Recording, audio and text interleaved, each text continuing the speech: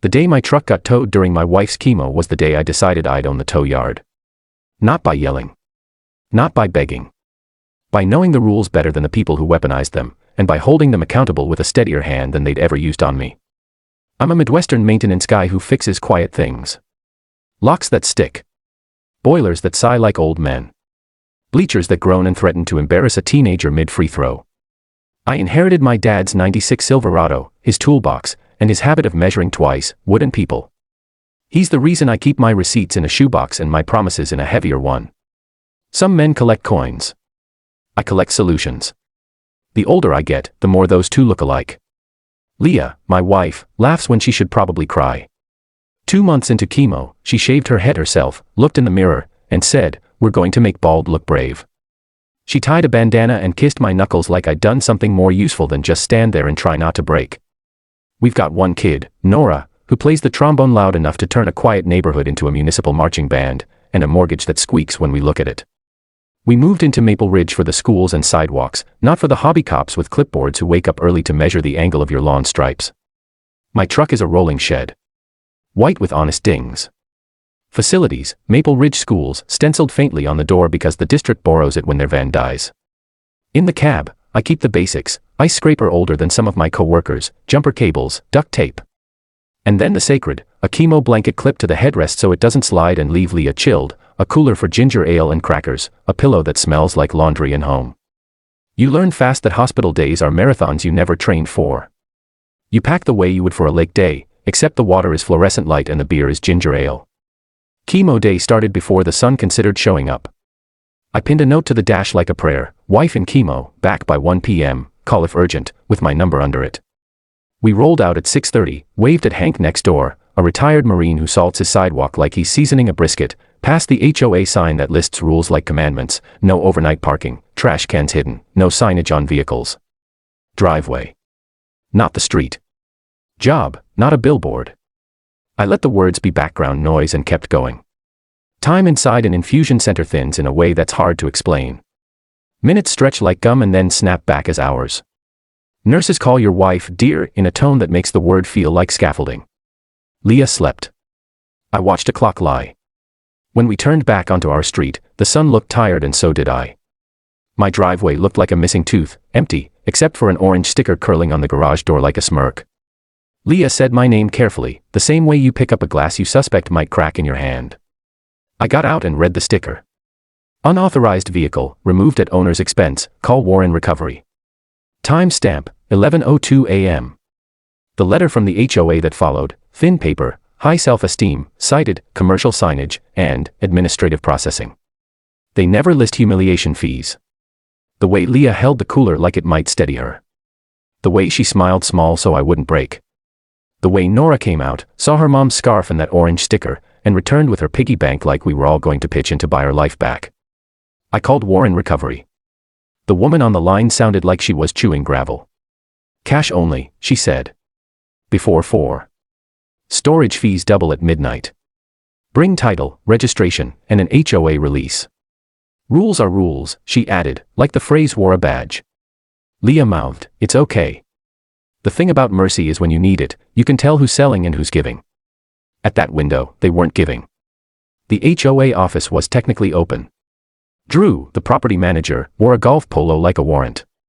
He looked at me like weather, annoying, inevitable, and not his responsibility. "We can't make exceptions," he said before I even spoke. "Commercial signage lowers property values. Driveways aren't for advertisements." "It's my work truck," I said, keeping my voice where it belonged. "We were at chemo." I left a note. He slid a release form across the desk like a blackjack dealer slides a hit. $50 processing fee. "For a piece of paper that says you made a mistake?" I asked.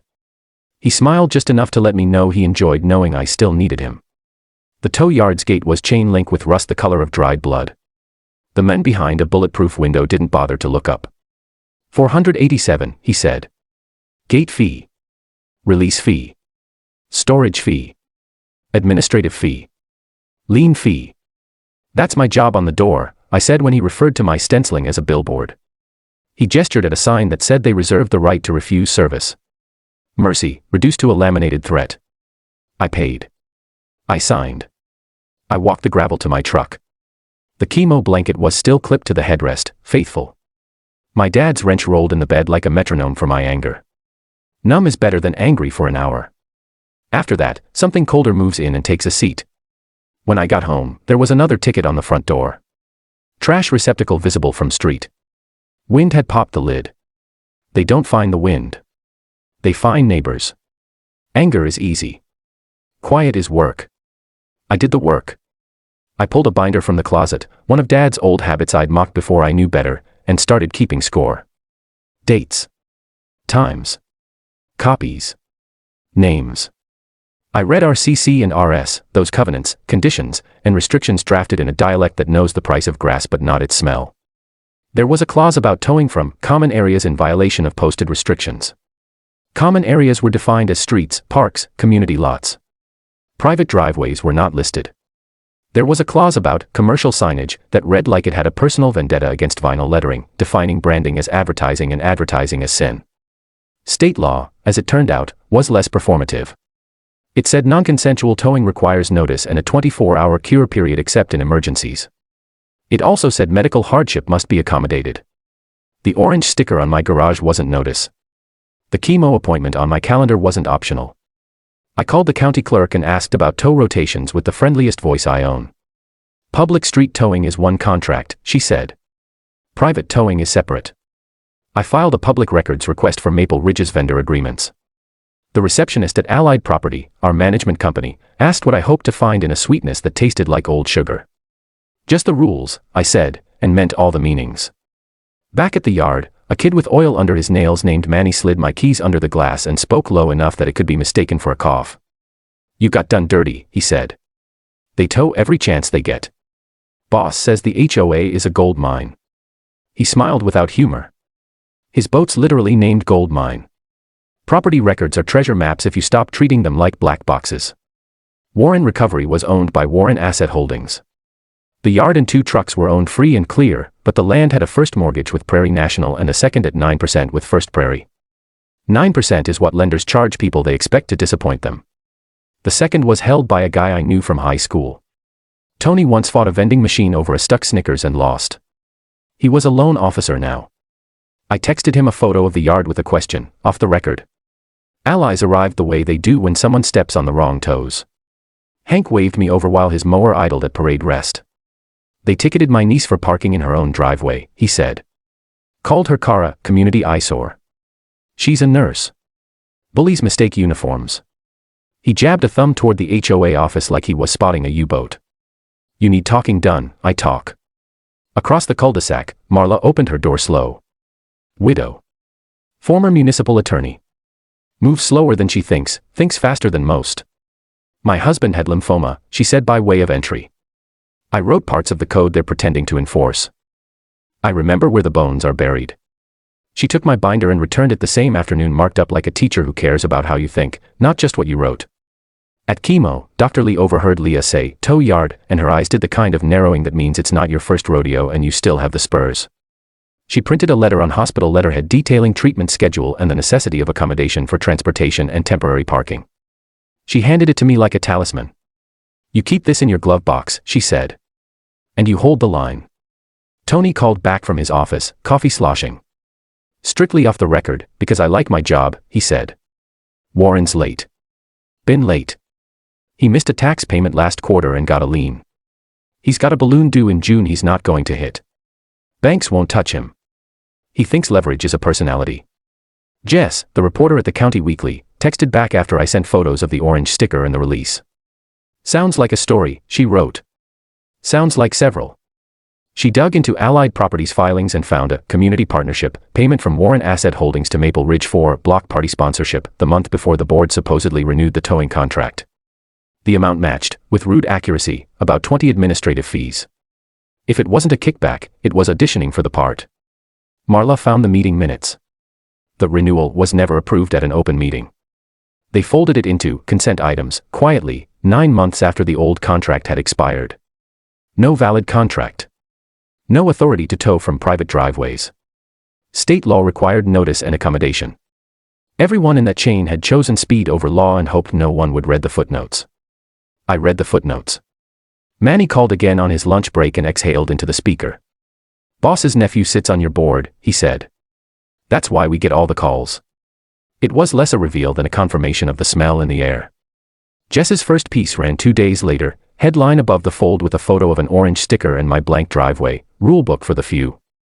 The city attorney called my voicemail box and left a cautious message about reviewing ordinances in light of recent reporting. That's bureaucracy for you just kicked a quiet nest. I went to the board meeting with Dr. Lee's letter in a plastic sleeve and a stack of copies of the statute, the CC and RS, and the contract gap. The room smelled like coffee and starch. Folding chairs in military rows. Drew's polo sat in the front like it had voting rights. When new business arrived, I stood. "My name's Andrew," I said. "I was towed from my driveway during my wife's chemo. I'd like to discuss your authority to do that." There are moments when the room leans toward you because truth is heavier than decorum. This was one. I put a copy of the statute in front of each board member. "You can tow from common areas," I said. You didn't. You failed to provide notice. You failed to accommodate a medical condition. Your vendor contract expired 9 months ago. Here's what happens now. I laid out a letter addressed to Allied and Warren Recovery demanding reimbursement of all fees, damages for wrongful tow, and an immediate moratorium on non-consensual tows pending legal review. You have 5 business days. On day 6, I file suit. On day 7, Jess's story runs, and I start collecting proxies to recall this board. I smiled the kind of smile you save for children and creditors. It's not unkind. It's just final. They sputtered. They recessed like a school band after a wrong note. They came back with a compromise disguised as capitulation, reimbursement, a suspension on tows, and a working group to review policy. As I left, Drew told me I'd misinterpreted the intent. Intent doesn't tow trucks, I said. Contracts do. Laws do. Then I went after the money. Over 2 strong diner coffee, I asked Tony how a regular guy could ever end up holding a note on a tow yard. When a commercial note goes bad, he said, a bank sells it to clean the books. Sometimes it's packaged with other distressed notes. If someone has a little liquidity, a good reason, and a plan, they can buy that paper at a discount and step into the bank's position.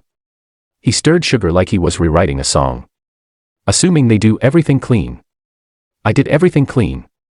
I partnered with Ray, a mechanic who lost his shop to a predatory lender 15 years back and rebuilt it with grit and a chair he took from a closed Blockbuster. He had quiet money. I had a reason. We formed a clean LLC. We made a clean offer.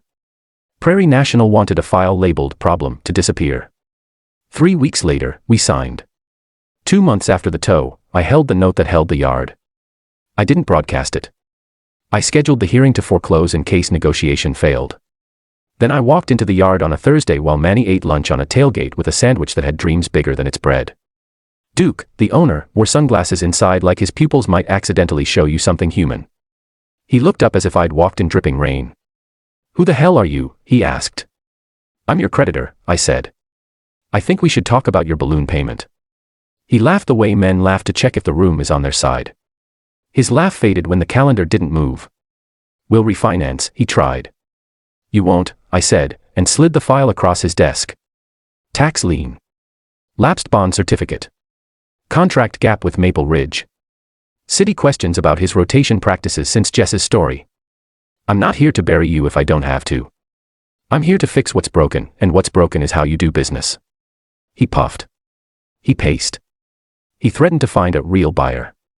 He offered to sell me his least broken truck. I offered him terms, we settle the legal claims and I restructure the debt in exchange for ownership stake and operational control. We end cash-only releases, post transparent fee schedules, honor medical accommodations on site, create a hardship fund from profits on legitimate tows, terminate preferred vendor arrangements, bid everything competitively, and open the books. He told me I wasn't serious. I told him the foreclosure hearing was already on the calendar. He did the math that matters, liens, dates, time, and decided he liked my offer better than his odds. He signed a week later. 2 weeks after that, he took his boat, his sunglasses, and a long look at his choices, and left. The keys to the yard sat in my palm like an old coin, heavy with irony. Hooks and chains where there should have been mercy. We didn't remove the hooks. We changed the hands that held them. The first tow under our policy was a pickup blocking a hydrant during a storm. No regrets. The second was a BMW straddling 2 handicap spots, just for a minute. The third, a delivery van squatting in a school fire lane. Freedom isn't a parking pass for selfishness. We hung a new sign at the window. No cash-only releases. Medical accommodations honored. People first. The first woman who read it cried. Her husband was in the ICU. Duke would have doubled her fee and made a joke about it. I walked her to her car and handed her keys and told her to pay if and when she could. She never did. We never sent a bill. Mercy keeps books we don't get to see. At the next HOA meeting, I didn't go alone. We filled the room quietly. Proxies collected the boring way, by knocking on doors and explaining, with tired kindness, what community actually means. Marla spoke first, about law and its spine. Hank spoke second, about leadership and its weight. Nora spoke last. She stood up with her trombonist's lungs and a steadier voice than mine, and said, "My mom's chemo scarf isn't an eyesore. This HOA isn't a court. If you want to keep property values up, stop humiliating your neighbors on the internet." The room learned to breathe again. We recalled 2 board members. We replaced allied with a company that understands community isn't just a word on stationery. We rewrote the towing policy in 3 sentences that fit on a postcard and hit like a statute: no towing from private property without a court order, no towing from public areas without notice, except emergencies, medical accommodations honored as policy, not pity. We posted it by the entrance where the old rulebook used to hang. Thick with petty detail. It looked thinner. It felt heavier. Jess ran her second story with a photo of our new sign and Manny's oil-stained grin. Rulebook rewritten, the headline read. The city attorney called to say their office would be proposing an ordinance to align citywide practices with the changes. 6 months later, they passed it. It doesn't happen often, but sometimes the law catches up with the human heart. Fancy that. Leah's bell day arrived like sun in a cold room. She rang it with her whole arm while nurses and patients clapped and I hustled the truck to the curb, hazard lights flashing like applause. There are sounds you keep in your pocket because they remind you you're alive. That bell is one. The click of a key in a lock is another. The clink of Towyard keys in my pocket that day made a third. Leah ran her fingers over the spot where the orange sticker once clung and said, "You got it all back." I said, "Not all. Just what mattered." We started an amnesty day at the yard. First Saturday of the month. Documentation required. Dignity guaranteed. We called it the First Hook Fund and put a plaque on the wall that read, "Funded by the last hook of the old way." People came with their hard weeks and harder month ends. We lifted a burden where we could. Manny runs the place now. He stopped buying the stale grocery store donuts Duke preferred, and started bringing pan dulce from his cousin's bakery. He brews coffee strong enough to make 2 Marines salute. The ledger balances in dollars and decency, not just one or the other. It's not charity. It's correction. 2 months later, we got a call about an SUV parked in the fire lane outside Cleaners Plus, blinkers on, driver texting like the hazard lights were a permission slip. Drew stood there in his polo, leaning on the counter as if rules were a wind that only blew toward other people. We towed him. It wasn't petty. It was policy. He paid double, then told me I'd made an enemy. I told him he wasn't on my list. He didn't crack the top 10. He walked away lighter of wallet and heavier of thought, which is a good exchange rate. I hung the orange sticker in my garage like a retired jersey. Not as a trophy. As a reminder. Mercy needs structure. Structure needs mercy. Without both, the rules become an excuse and compassion becomes a rumor. I'm not a saint. I like winning. But I like winning in a way that lets other people sleep. When word got around about the yard changing hands, the phone started doing a thing it hadn't done before. People called to say thanks. People also called to test the fence. A guy wanted us to tow his ex's car from her driveway because he'd paid for the tires. No. A landlord wanted us to help evict a tenant by moving a sedan he didn't own. No. A church asked for a break on a tow for a van parked across 3 spots, one marked accessible. Not this time. Lines matter. They keep the world from fraying. I took Manny out for lunch when the first month's books came in balanced and clean. He told me stories about the old days at the yard, the kind he hadn't been allowed to tell when there were sunglasses on the other side of the glass. There was the woman who begged at the window while Duke counted her 20s like it was a sport. There was the men who worked 3 jobs and handed over everything he had, then turned around and cried in the gravel where no one could see. Manny had thought that's how business worked. He'd been told, don't get soft, as if softness was a disease you catch from caring. Soft, I told him, isn't the same as fair. Fair is firm. It just doesn't gloat. He nodded like the word had a different weight now. The HOA forums quieted. Fewer tickets bloomed on mailboxes. It turned out, when you stop incentivizing petty enforcement with kickbacks and smirks, some people choose peace over paperwork. Not all, but enough. Hank still cut his lawn at a perfect angle. I still cut mine in whatever pattern the day allowed. We waved. The wave meant more. Tony, the vending machine nemesis, stopped by the yard walking a little taller now that he'd helped push a boulder onto a better hill. He's the kind of guy you want on your side, loyal to an old joke. Loyal to a new plan. Ray, my partner, installed a sign above the shop table that said, "Fix what's loose. Tighten what holds." Dad would have liked that. He would have liked Manny too, and Marla, and Jess, and Dr. Lee, and the way Leah held my wrist when the bell's echo finally faded. A year later, I sat on my front steps with Leah under a sky that looked like a promise. Nora practiced a solo in the garage and missed a note that made the neighborhood cats reevaluate their life choices. Leah leaned on my shoulder. Hair grown back. Scarf folded in a drawer like a flag from a war we survived. The HOA newsletter arrived in the mail, full of photos of smiling kids, a calendar of potlucks and plant swaps, a note about the new towing policy that read like what it is, boring and humane. There was also a letter to the community from the board president, who wasn't Drew's nephew and didn't wear his polo like a baton, reminding folks that we live together and that rules are tools, not weapons. Sometimes the system is a machine that grinds. Sometimes it can be a machine that lifts. The difference is who holds the wrench and why. The moral fits on the back of one of my binder dividers. Bullies don't fear yelling. They fear paperwork. They fear someone reading longer, learning deeper, and using the same rules they worship to build something they can't control. The day they dragged my truck with a hook, they thought they were teaching me about power. They were. They taught me that the strongest revenge is to make the system fair enough that you don't need revenge anymore. I took their yard with a pen and turned it into a place where the first hook is mercy and the last hook is justice. That orange sticker still hangs in my garage, a relic from the old world. Every time I see it, I remember Leah's hand on my wrist, Nora's piggy bank, Manny's whisper, Marla's red pen, Hank's standard, Tony's laugh, Ray's stubborn kindness, Jess's ink, Dr. Lee's letter, and a bell that rang us out of a valley and onto a better road. And I remember that the rules don't belong to the loudest. They belong to the people brave enough to use them right.